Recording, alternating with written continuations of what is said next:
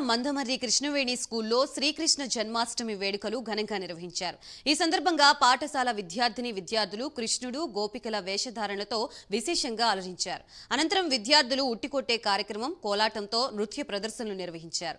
ఈ సందర్భంగా కృష్ణవేణి పాఠశాల డైరెక్టర్ రామ్ వేణు మాట్లాడుతూ పిల్లలు శ్రీకృష్ణ గోపికల వేషధారణలో ఆటపాటలతో గడపడం సంతోషంగా ఉందని తెలిపారు.